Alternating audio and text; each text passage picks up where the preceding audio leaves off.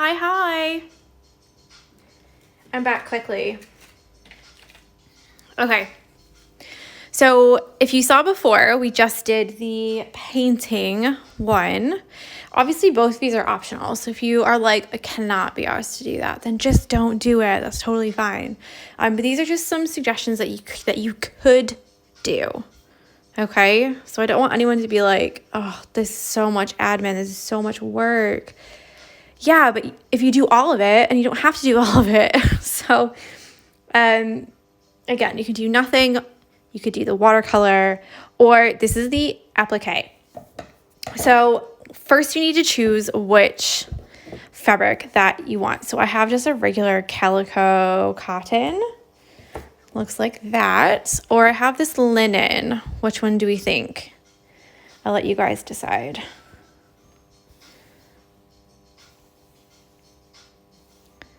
Which one for my bag?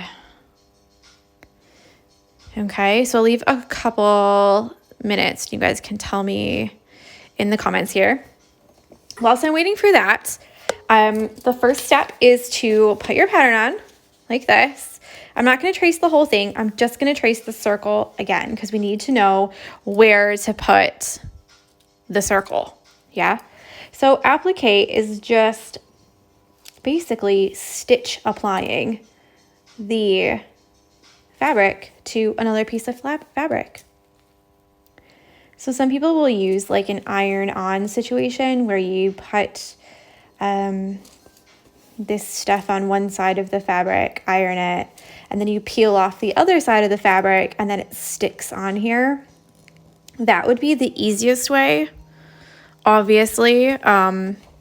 I do have some of that, but I know that not everybody does, and not everybody is able to do that. So this is what we're going to do instead. Okay, so let's just scroll back. We've got linen, cotton, linen wins. Okay. So we've got our circle drawn here. The next part is to cut this circle out.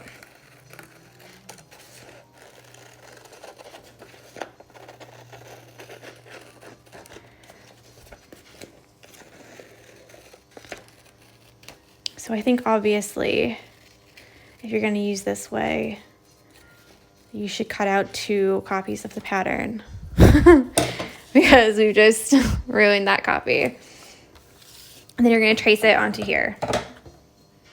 Yeah?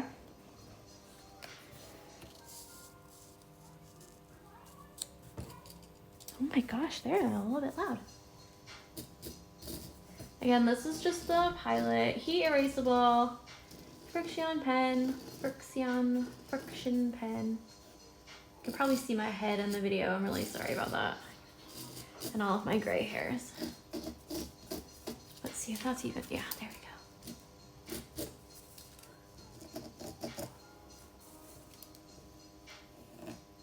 Now I'm using the 0.5 one, which is really thin. So if I would have used like the 10, which is a thicker tip right there, it wouldn't go into each of the grooves. And I would have had a bolder line. Now, hi Tash, how are you? I feel like I haven't talked to you in ages. We were just chatting this morning, me and Tash. Okay, and we're gonna cut this out super carefully. So I have the Fiskars fabric scissors for these. If you have fabric scissors, please don't use them for packing like I do, because you can see all of this gunk on them. I have to get something to wipe them off. Gotta catch up soon. Yeah. So if you've got fabric scissors, please just use them for fabric, okay? Don't be like, oh, they're such nice scissors. No, just don't do it.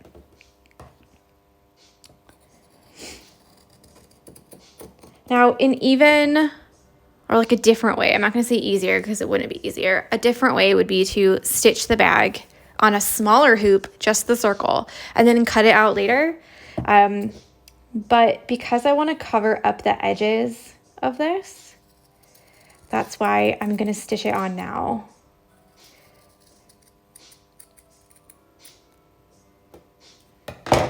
Okay, there we go. So now we're going to take this here and stick it on top of our circle like that. Okay, now this is where the tricky part begins. All right, just 1 second. I have to get some thread. I haven't got any thread. So I'm just going to use any, this is like a grayish silver thread. I'm just going to use any thread for this. Obviously, you can use the color thread that you have for the bag if you want to. Okay, so the first part of this is I'm just going to take like one strand and do a couple tacking stitches all the way around the outside. Now the tacking stitches aren't going to actually be the ones that hold this in place. It's just going to hold it in place whilst I stitch it on. Okay. Now some people will use, like I said, that other stuff. I can't remember what it is, but it's like, it's really popular in applique because you iron it on the back of this fabric, then you peel off, it's almost like double-sided tape in a way. Then you peel off that other side of the backing and you stick it on here and then you iron it and it sticks. So you don't need to stitch around it at all. It will just stick on there. And I know that they have that at Joann's because my parents bought it for me and sent it to me accidentally when they meant to send me interfacing. So this right here, Wonder Under, maybe? It might be called that.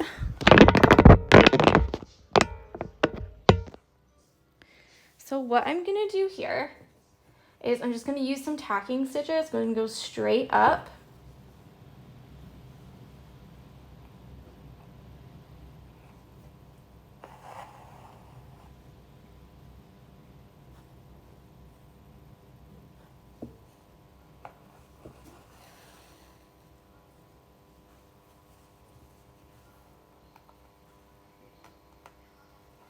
I hope you can't see my head in this. That would be really annoying. Now I'm making these really long because we're gonna cut them out later.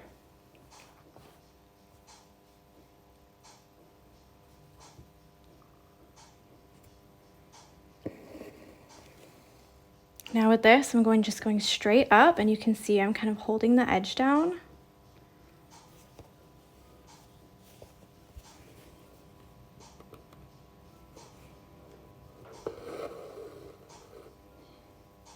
No, we don't see your head. It's like a struggle between I want to be close to see what I'm doing to make sure it's right, but then also I don't want to stick my head underneath there. What's the fabric that you're using for the bag? Yes, it's linen. So at the beginning of the video, I think you missed it. I showed two samples, and then people voted. So one was just like a very natural calico cotton, and then the other one was this nice speckled linen. Now the key with these tacking stitches is to literally go straight up and straight down. You don't want to have your needle on an angle when you go through. You just want it to be nice and flat, and you can tell I keep going back and trying to flatten it out. Let's see if that will work or not. Because you don't want any ruffles or anything like that. Now I've already told you that we're going to go around the edge and make the edge a solid edge. So we're actually going to cover up this edge here anyways.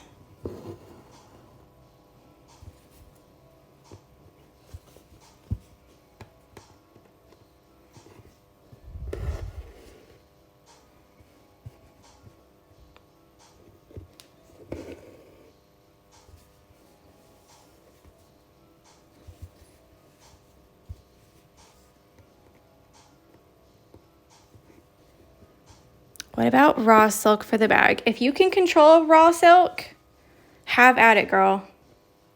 I shouldn't assume, actually. But yeah, if you can control it, have at it. Linen is a bit I don't want to say floppy, but it can be floppy a little bit. And you can see even when you hold it up, it's more floppy than just regular cotton would be. So you want to choose something that you like the look of, but then also isn't going to give you too much grief with this, especially if you don't have that double-sided iron situation that I was talking about before. Okay, so all this is done is just stuck this on here, okay?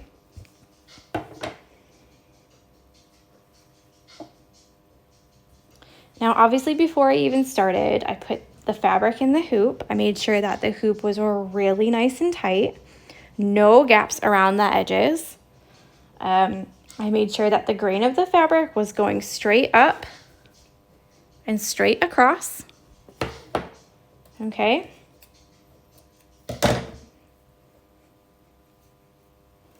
Okay. So now, just on the very outside edge, you can do a couple different things. You can either leave it like this and stitch directly on that. Obviously, it's going to be difficult to put your pattern on, so I should have done that first. Learn from my mistake, okay? So obviously, we should have traced the pattern on the circle first before we cut it out. I just thought about that, actually. But yeah, you can either do it directly like this, stitch on this, and we can take these stitches out later. Or if this is giving you a bit of grief, then you can always do a buttonhole stitch just right around the edge. And I'm going to show you how to do that as well. But what did we learn? Okay, what did we learn from my mistake? Such a little teacher, isn't it? We learned to draw the pattern on your applique fabric first.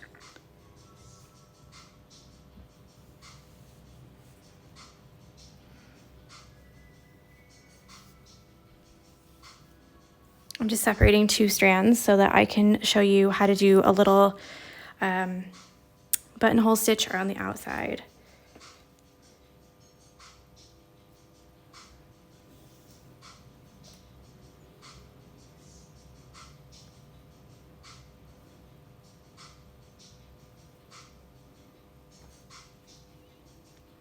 Okay, so after you've done your pattern, and traced it onto your linen or your cotton, and then you did your tacking stitches with your one thing of thread, then if you want to, you can do just along the outside edge here, some buttonhole stitches. And the buttonhole stitches, they're not really tricky. I'm actually going to get the hoop stand out for this because I don't want to hold it and faff about at the same time. But the buttonhole stitch, really easy. You can take it out later if you really don't like it, or if you can see it through the thing before you do your final stem stitches around the outside. Let's get my brick on here.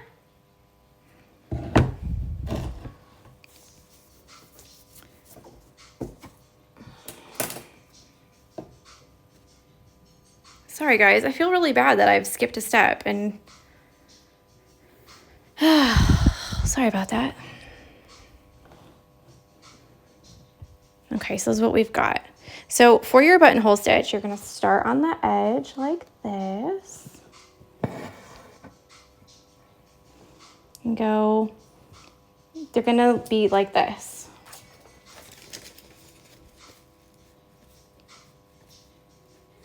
That's what they're going to look like, okay? So you're going to go up here, down here, and then up here, making your loop like that. Okay, so when you go down, you want to go kind of over and down, down one. Do you know what I mean? I cannot turn off the comments. I'm sorry, but you can watch later. So we're just going to go right to the edge there. Make the loop. And then come up here on the edge again. So that's why I've put it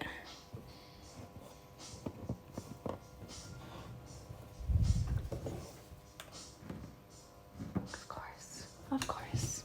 So that's why I've put the hoop where I'm working higher than the comments. Because the whole point of doing it live is so that people can comment if they need to and ask questions. So we're just doing a little bit on here, okay?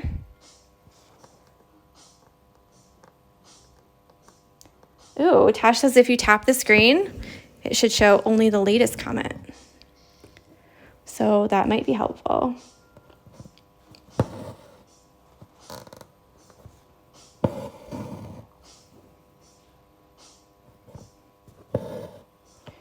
So you just continue around the entire edge. I can also zoom in real quick and then you can see it a little bit closer. But you're going to use the same techniques. You're going to come up here, down in the fabric, and then up again on the edge. Like that. Okay, let me zoom in so you can see a little bit better because I know white on white fabric might not be a great choice, but I know that I can cover it. So we're not doing really big stitches. Okay, we're just doing little ones to secure the outside edge. Now, you don't really have to do this. You could probably get away with just the tacking stitches, but this will make it so that the edges don't flap up. You can't see, but I'm flapping the edges like that. And also so that they don't fray, especially if you have linen, because linen is really easy to fray. So yeah, it might be worth it anyways. It just depends on, you know, what you're like. We are going to be doing a lot of weaving with the basket. So oh, what am I doing? What's going on? So we will be working on this quite a bit. So I don't know if that helps make your mind up or not.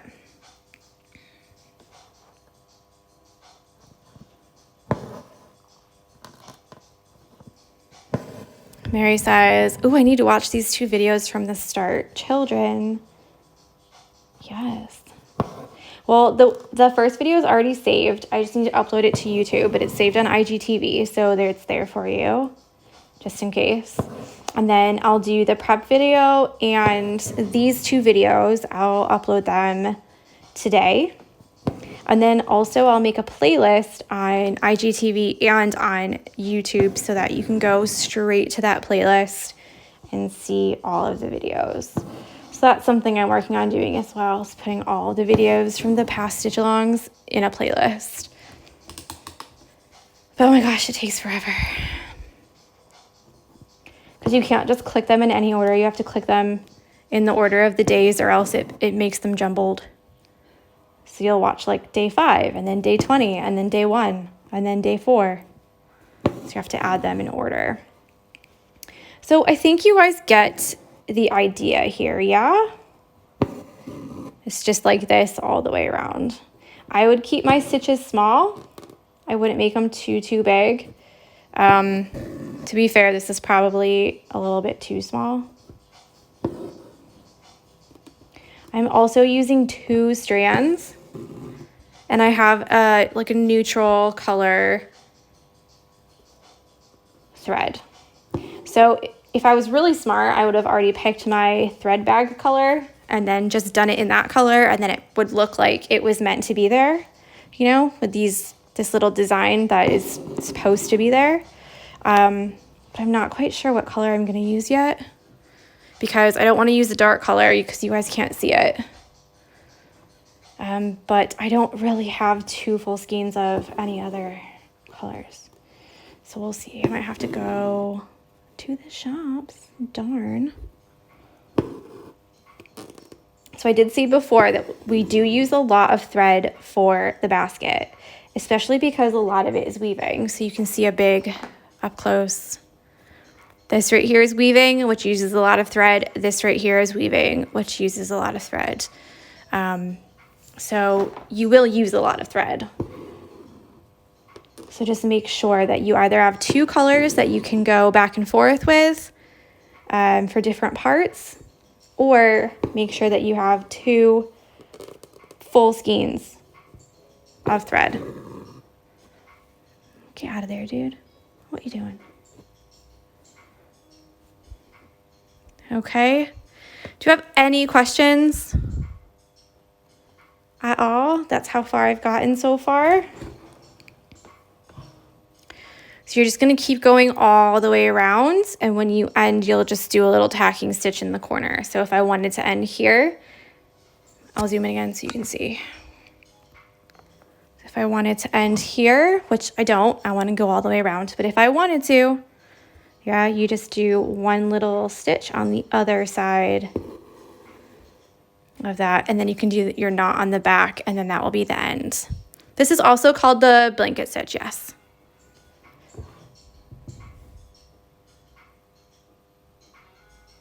Okay. All right, I think I'm gonna leave it there because you guys really don't need to see me do the same over. Yeah.